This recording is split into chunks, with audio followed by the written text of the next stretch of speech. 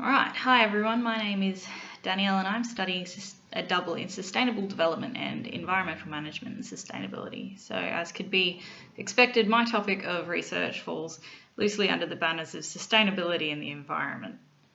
So my research question was, much literature exists suggesting that indigenous or traditional agricultural systems are more sustainable than dominant industrial agricultural practices.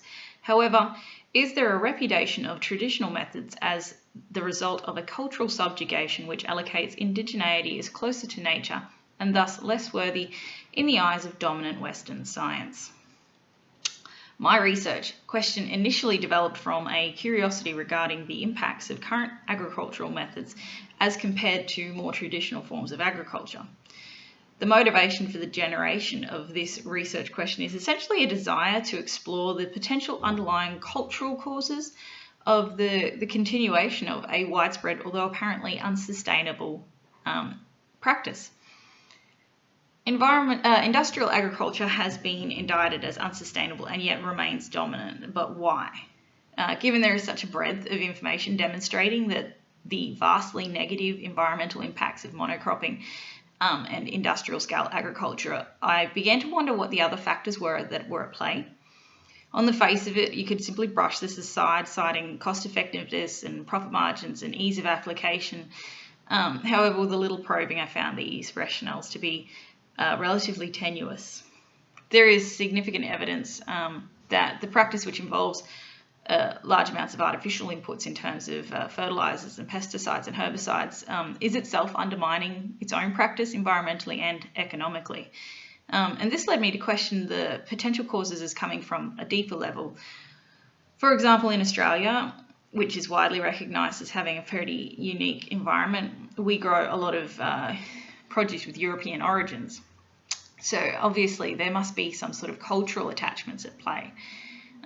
In other colonised parts of the world, such as India and South America, the issue is more focused in regards to how rather than what, but these all seem to share a common thread in terms of post-colonialism and contemporary ecological degradation issues. The literature that I found relating to this topic was largely focused on environmental and causes and consequences, and was relating this to cultural issues, and so I identified my gap.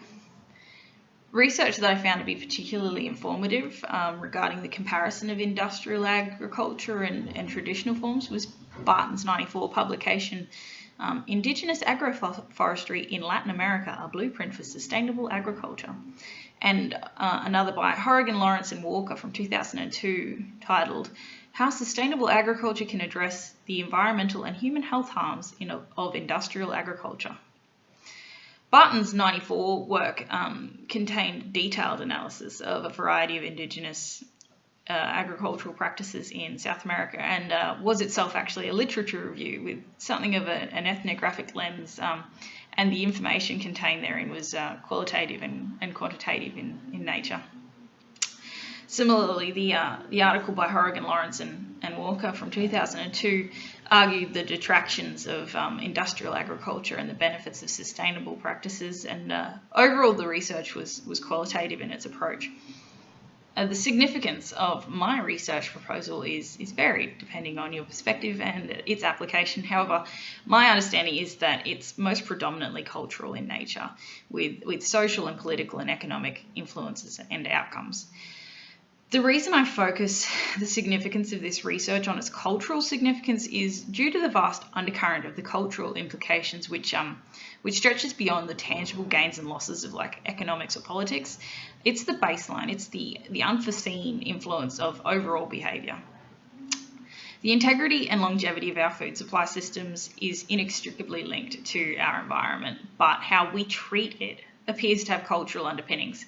So industrialisation, and especially post-colonial practice, has long been accused of an exploitative paradigm. But the question I see coming out of all of this is, why did the world decide that Western industrialised methods was the last word on progress? I want to know if there are elements of cultural oppression that have filtered into the approach to agriculture, which perhaps associates non-Western practice as simply not as good, and so they just don't get a look in. truly explore this, I would need to delve far deeper into the ethnographic side of things to see more of the experience of the relevant peoples and from a variety of cultural and agricultural backgrounds. I also think that historical insights into the way that industrial agriculture was spread globally would be useful to understand if and how this notion of less than could have been promulgated, and how this is being continued today despite the growth in understanding about how industrial methods are doing harm. Yeah, thank you for listening.